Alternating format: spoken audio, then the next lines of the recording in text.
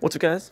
It's Tyler here, and today I'm going to be talking over how to play Ryan. He's my second guy on this channel, and Ryan was my main hero in Season 2. And I just wanted to spend some time talking over how to play him. A lot of people don't play him correctly, and he was so pivotal in Season 2, and he might be less pivotal, definitely will be less pivotal in Season 3, but we're going to get to that in a little bit. So let's dive right in. So Ryan's ability is basically simple. You got a charge, you got a ranged fire strike damage, you've just got a shield. Obviously you can hold up with your left click or right click, excuse me, and then you can just swing your hammer, which is really solid. Does a lot of damage, and his actual close range damage output is fairly significant between swinging a hammer, which is just a huge AoE, and his fire strike. And that's probably the first thing to talk about Ryan, is that you have to play him differently for offense and defense, and that's kind of the biggest important part to focus on when you play him. Offensive Ryan is a lot more of fronting for your team. Actually, they're both fronting for your team. But for offensive Ryan, you really want to be the initiation. You want to charge. You want to set the tone. You want to try to take down their Ryan. You want to like get rid of their tank. You want to pin him into something and try to get a pick. Because obviously on offense, trading 1-for-1 is a huge advantage because you have a respawn advantage.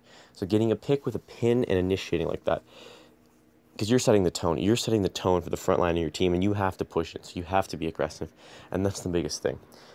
Your ult's basically pretty simple on offense. You just want to use it to gain ground. It's a lot less strategic. When you get your ult, you should try to throw it in important fights, and you want to hit multiple people. Typically, what you want to do is you want to pin someone and then turn and throw it on who you pinned or the people trying to follow up on him. That's probably the biggest thing with Ryan.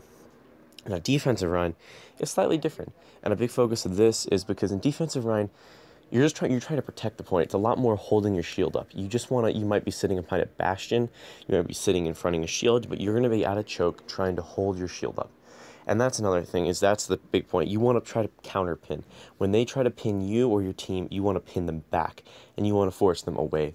And that's the same thing with your ult. You don't want to just throw it to get kills when you're on defense. You want to throw it on the point and strategic fights, because a bad ult Ryan on defense, you can lose you the point pretty quickly.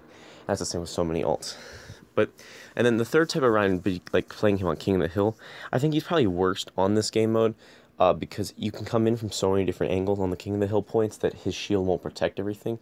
Because in attack and payload and capture point, they're coming in through a choke, so they're going to be always fronting your shield. But from King of the Hill, where they can surround you, they can hit you behind the shield, and that's really what Ryan's weakness is. You don't want him to get hit when you're not holding his shield up. So on King of the Hill, it may be his weakness, but you can still play him pretty effectively. You want to play it more like offense. You want to definitely try to get pins on the point, but you definitely want to spend most of your time standing on the point. And you want to front for your team. You want to protect them on the point, and you want them to group up, and that's the biggest thing. You want to use your ult to cap the point, to defend the point, and again, so it's like that. On defense, it's definitely more like King of the Hill and defense are more like, because you want to throw your ult to cap the point and defend the point. But on offense, again, you want to be more aggressive with it, and you want to play him as more initiation.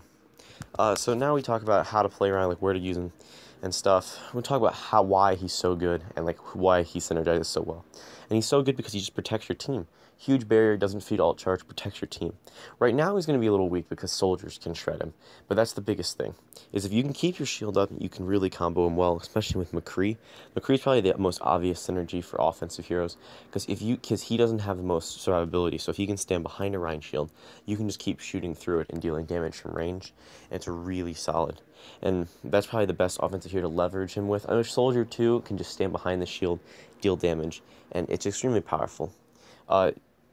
Also, obviously, the support combo, famous Ana Ryan, healers pocketing Ryan is the strongest thing, because he's such a huge target. He can protect your healers with a shield. They can just stand behind him and heal him.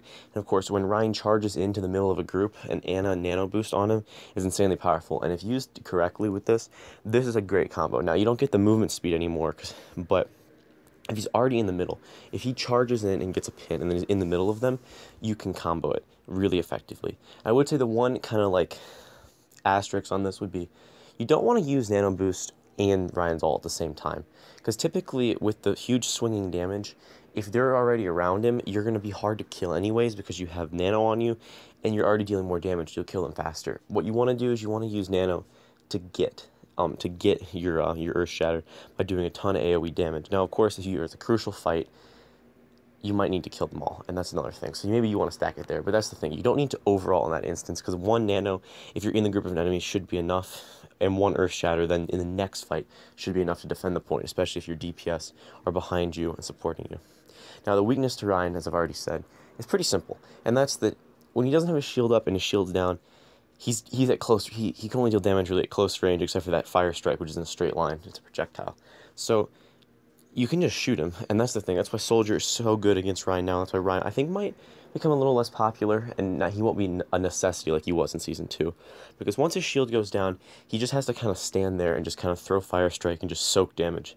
Be a Bullet Sponge, which charges the other team's ults. So for Rein, it's pretty simple. As long as you can keep your shield up and stuff, you're going to be winning. But again, if they can melt your shield, you're gonna be losing on the fight. And that's why Bastion, again, is famously so good for him.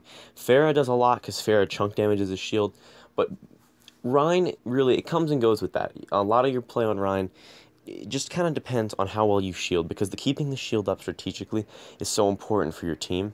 And even, again, I know I said on offense it's about pinning, but your shielding is probably the most valuable part, because if you can keep your shield up and you can leverage the 8,000 HP of the shield, your weakness is not exposed, and if your weakness isn't exposed, it's incredibly hard to kill you. But so any huge damage dealer like Junk, Pharah, Bastion, even Soldier now can fire into a Rein's shield and just do massive damage. Tracer gets behind him.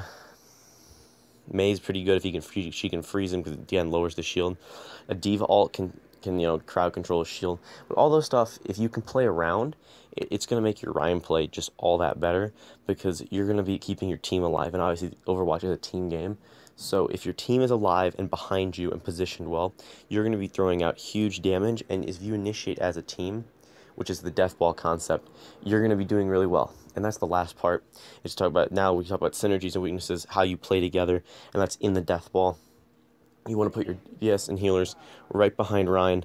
You want to kind of stay out there. You want to charge at them, and you want to synergize together. You're trying to play as a team, a 6-stack, a ball that goes in together, pushes together, damages together, and that's kind of the main point.